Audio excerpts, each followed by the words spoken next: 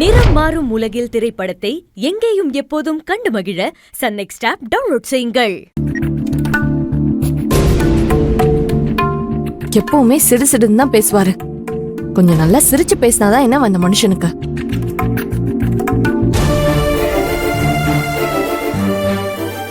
அப்பாடா, செல்வி இன்னும் குளிச்சுட்டு வரல. வெளியே வந்து பாக்குறதுக்குள்ள போர்வையை போத்தி படுத்துருவோம்.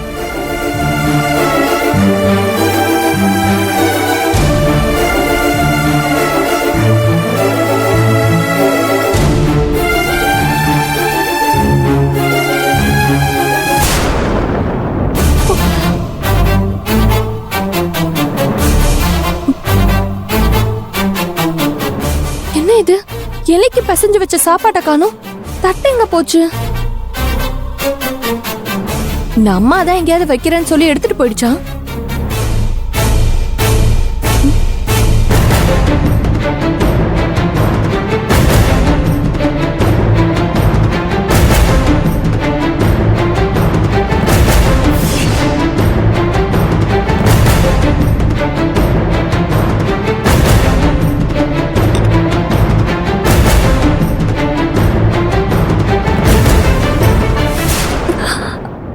ஐயோ, மிச்ச சாப்பாடுன்னு நினைச்சு ஏதோ ஒரு அறிவாளி நான் கலந்து வச்சிருக்கிற எலி மருந்து சோத்தை கீழே தட்டிட்டு தட்டை சுத்தமா கழுவி வச்சுட்டு போயிருக்கு. தலையெழுத்து.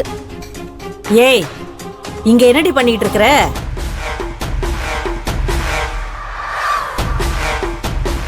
மா, நீ தூங்க போறன்னு சொல்லிட்டு தானே போன. தூங்காம இங்க என்ன பண்ற? எங்கடி எனக்கு தூக்கம் வருது. ஆமா, எலிக்கு மருந்து வைக்கணும்னு சொல்லிட்டு இருந்தியே, வச்சிட்டியா? நான் சோத்துல போட்டு எலி மருந்த கலந்து வச்சா அந்த சாப்பாட்டை ஏதோ ஒரு ஆளு குப்பையில கொட்டிட்டு தட்டை நல்லா கழுவி வச்சுட்டு போயிருக்கு. அச்சச்சோ, இந்த வீட்ல எலி தொலையும் தாங்க முடியல, இந்த வீட்ல இருக்கிறவங்க தொலையும் தாங்க முடியலமா. முதல்ல எல்லாரையும் ஒழிச்சு கட்டினாதான் எனக்கு நிம்மதியாவே இருக்கும். ஏய், என்னடி யாரோ பண்ணிட்டு போனதுக்கு நான் என்ன பண்ணேன்? இங்க பாரு, நானே கடுப்புல இருக்கேன். பேசாம போயிரு, இல்லனா உனக்கு மருந்து வச்சு கொண்டு போடுவேன். ஏய், என்னடி பெத்த அம்மாவையே கொல்றேன்னு சொல்ற? பின்ன சும்மா லொடலொடன்னு பேசிக்கிட்டு. நாளைக்கு வேலையா மருந்து வாங்கி திரும்பவும் அந்த எலியை நம்ம கொல்லணும். வா போலாம். வா.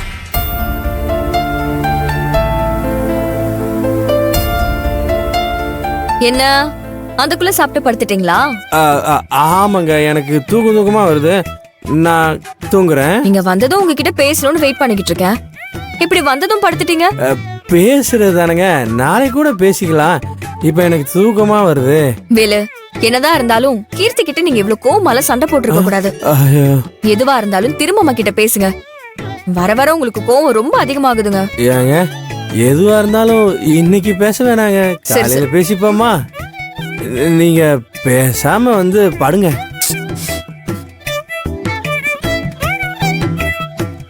என்ன இன்னும் கோவமா இருக்கீங்களா? வேலு,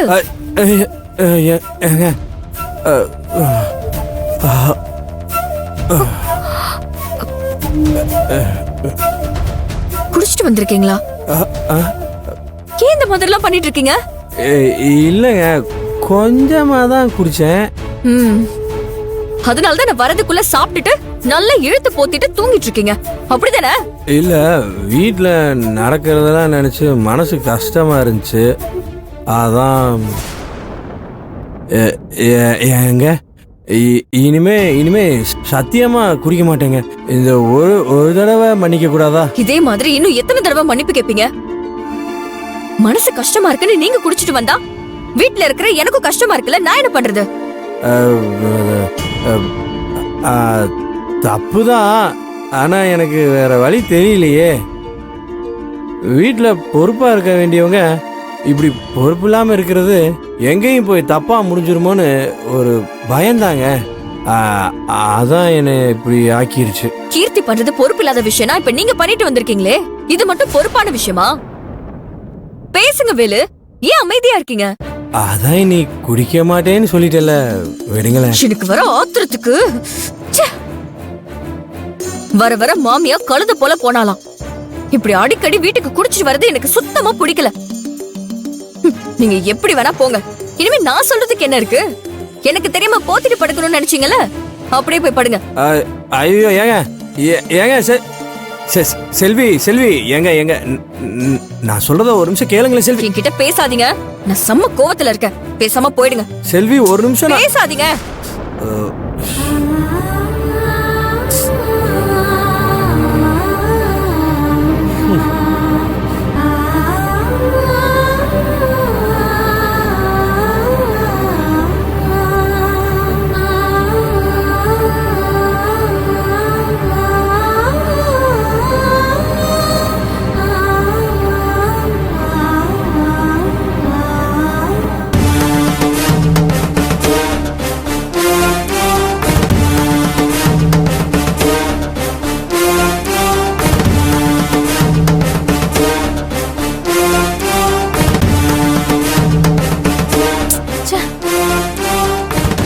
வீட்ல ஒரு எலிய கூட நம்மளால சாகடிக்க முடியலையே, இதுல இந்த வேலு வேற டார்ச்சர் பண்றான்.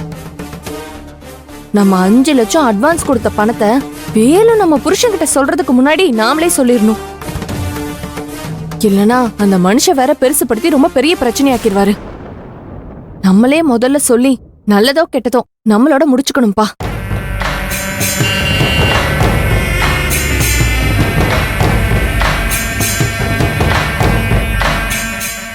வந்துட்டாருன்னு நினைக்கிறேன். இவர்கிட்ட எப்படி சொல்றது? ஏ கீர்த்தி, என்னங்க? தூங்கலையா? இல்லங்க, இனிமே தான் தூங்கணும். நீங்க சாப்பிட்டீங்களா? சாப்பிட்டேன். ஏங்க ஆ. நீங்க வராம நான் என்னைக்கு தூங்கி இருக்கேன்? உங்ககிட்ட ஒரு முக்கியமான விஷயம் பேசணும். ஏங்க நான் பேசிக்கிட்டே இருக்கேன், நீங்க பாட்டுக்கு போயிட்டே இருக்கீங்க. ஒரு மனுஷன் வெளியே போயிட்டு வந்தானா கொஞ்சம் குடிக்க தண்ணி கொடுத்து உட்காந்து ஆரவாரமா எல்லாத்தையும் பேசுவாங்க. ஆனா நான் எப்ப வெளியில போயிட்டு வந்தாலும் ஒண்ணு வீட்ல உள்ளவங்கள பத்தி கம்ப்ளைண்ட் பண்ற, இல்ல உனக்கு தேவையான காரியம் சாதிக்கிறத பத்தி பேசிக்கிட்டு இருப்ப. அப்புறம் எப்படி நான் காது கொடுத்து கேட்க முடியும்? ஐயோ, நாம என்ன பண்றோம்னு கரெக்டா கண்டுபிடிச்சிடுறாரு. இவர்கிட்ட இப்படி பேசுறது. சரி, என்ன விஷயம்னு சொல்லு. நான் சொல்றத கேட்டு நீங்க முதல்ல கோவப்படக்கூடாது. முதல்ல என்னன்னு சொல்லு. நீ இப்படி இவ்ளோ பீடிகை போடுறேன்னா ஏதாவது கோவம் வர மாதிரி தான் நடந்திருப்ப. சொல்லு. நான் எது பண்ணாலும் தப்பா தான் இருக்கும்னு நினைக்கிறீங்க. நான் சரியாவே எதுவும் பண்ண மாட்டேன்னு முடிவே பண்ணிட்டீங்களா? அதுக்கு நான் என்ன பண்றது? இது வரைக்கும் நீ செஞ்சதெல்லாம் அப்படிதானே இருக்கு. சரி, விஷயம் என்னன்னு சொல்லு. அந்த ரியல் எஸ்டேட் காரங்க என்ன பார்த்து பேசினதை பத்தி உங்ககிட்ட ஏற்கனவே சொல்லியிருந்தேன்ல, அவங்க திரும்பவும் நேத்து ஹோட்டலுக்கு வந்தாங்க. மறுபடியும் வந்தாங்களா? அதான் யோசிச்சு சொல்றேன்னு சொல்லியாச்சுல. மறுபடியும் ஏன் வந்து தொந்தரவு பண்றாங்க? சச்சா, அவங்க தொல்லெல்லாம் பண்ணலங்க. அவங்க அந்த பிளாட் வாங்கினா நமக்கு எவ்வளவு லாபம்ங்கறத பத்தி ஜஸ்ட் எக்ஸ்பிளைன் பண்ண வந்தாங்க.